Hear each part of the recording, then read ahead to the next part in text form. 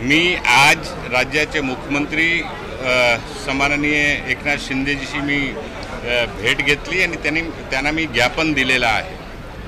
2019 पासून 2014 पासून सतत आम्ही मागणी करत आहोत की मुस्लिम समाजातील जे 50 घटक आहे ज्यांना महमूदुर रहमान समितीने शिफारस केली होती की हे बॅकवर्ड आहे, हे मागासलेल्या पणाच्या आधारावर ह्यांना मुख्यधाऱ्यामध्ये आणण्यासाठी आरक्षण देण्याची गरज आहे, असे लोकांना काँग्रेस राष्ट्रवादीची 2013-14 साली जी सरकार होती त्यावेळी आम्ही निर्णय घेतला होता। काही लोक कोर्टात गेले, कोर्टाने सुद्धा सगळे कागदपत्र आणि डाटा वगैरे पाहून कोर्टाने सुद्धा शैक्षणिक क्षेत्रामध्ये आरक्षण सुरू ठेवावा अशा अंतरिम आदेश सुद्धा दिला होता। 2014 मध्ये भाजपाची सरकार आल्यानंतर तो आरक्षण त्यांनी नमो होम्योपैथी से जुड़े हुए जो आप लोगों ने उपचार किए हैं, मैं उन सभी से यही कहूँगा, सफल है मतलब ईमानदार है, ईमानदार है इसीलिए सफल है। नम्मा होम्योपॅथी आरोग्य संजीवनी आवडला थांबवला। आज त्या 14 पासून विधानसभा असो, सरकारचे मुख्यमंत्री असो, सतत आम्ही मागणी करत आलेलो आहोत की ताबडतोड हे बहाल केला पाहिजे जो दिलेला आरक्षण आहे, जेणेकरून मागासलेल्या पणाच्या आधारावर ज्या मुली शैक्षणिक क्षेत्रामध्ये, हायर एज्युकेशनमध्ये किंवा शासकीय नोकरीशी वंचित आहे अशा लोकांना देशाची आणि राज्याची मुख्यधारामध्ये, मुख्य प्रवाहामध्ये आणण्यामध्ये मदत होईल अशी प्रकारची आज मागणी राज्याच्या मुख्यमंत्र्यांकडे आम्ही केलेली आहे। मुख्यमंत्र्यांनी काय आश्वासन दिलं तुम्हाला, काय बोलले? नाही, मुख्यमंत्र्यांनी सांगितलंय की मी तपासणी करतोय, पाहतो, याची माहिती घेतोय आणि जो उचित होईल तशा प्रकारचा मी निर्णय घेईल अशा प्रकारचे आश्वासन राज्याच्या मुख्यमंत्र्यांनी दिलेलं आहे। परंतु 2014 पासून वारंवार मागणी करून सुद्धा आजपर्यंत निर्णय होत नाही, हा दुर्दैव आहे।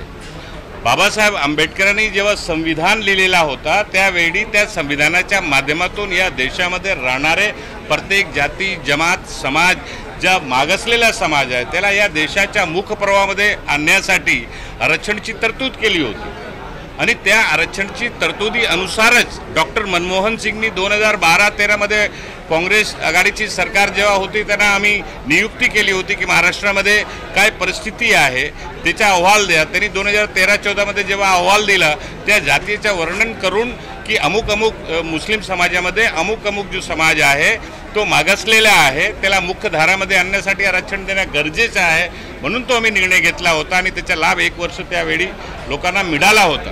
परंतु दुर्दैव आहे की सरकार आजपर्यंत हा महत्त्वपूर्ण जो मुद्दा आहे देशाच्या आणि राज्याच्या मुख्य प्रवाहामध्ये आणण्यासाठी समाजाच्या लोकांना त्या डावलतायत, हा दुर्दैव आहे। आमची मागणी आहे की ताबडतोड शिंदेजींची सरकारने हा निर्णय घेतला पाहिजे आणि 2013-14 ज्या आधारावर निर्णय घेण्यात आला होता त्याचा GR आहे तो त्याला पुन्हा बहाल केला पाहिजे अशी आमची मागणी आहे। भी आपसे जानना चाहेंगे कि मुस्लिम आरक्षण की मांग तो हो रही है लेकिन कोर्ट एम्पिरिकल डेटा मांगता है, क्या आरक्षण दिया गया तो कोर्ट में टिक पाएगा? देखिए, हम मुस्लिम समाज को आरक्षण देने की बात धर्म या मजहब के नाम पर हम लोग नहीं कर रहे हैं।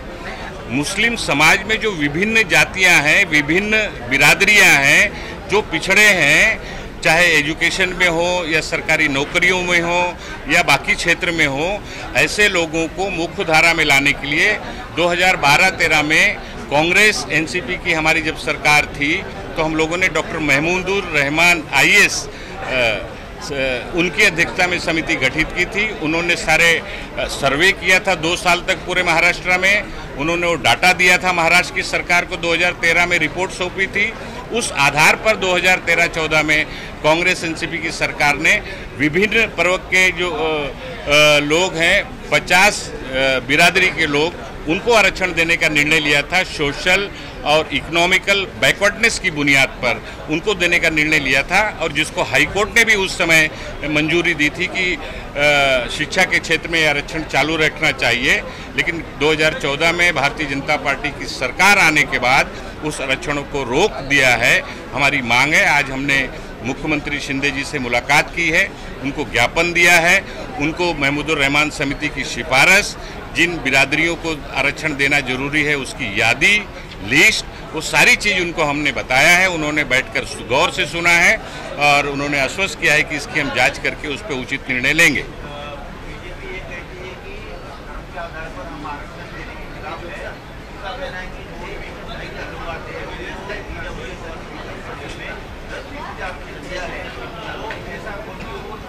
ये भारतीय जनता पार्टी हमेशा इसी बात को कह के कि धर्म के आधार पर, जबकि हम लोग बार बार ये बात कह रहे हैं कि धर्म के आधार पर कोई आरक्षण दिया ही नहीं गया है, ना ही धर्म के आधार पर आरक्षण देने की मांग हो रही है।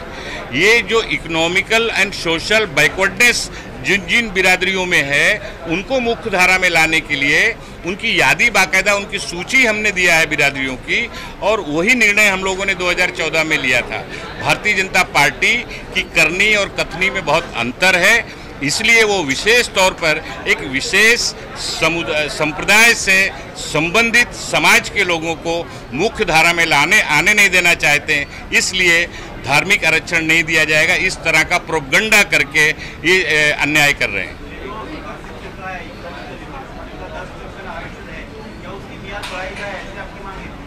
सवाल देखिए, हर समाज को, सवाल कोई एक विशिष्ट समाज की बात नहीं है। जो इकोनॉमिकल सोशल बैकवर्डनेस, जो पिछड़ापन है, वो पिछड़ेपन को दूर करने के लिए, सबको मुख्य धारा में लाने के लिए देश के संविधान ने आरक्षण के माध्यम से प्रोविजन किया है और वो लागू होना चाहिए। छत्रपतींचा विचार म्हणजे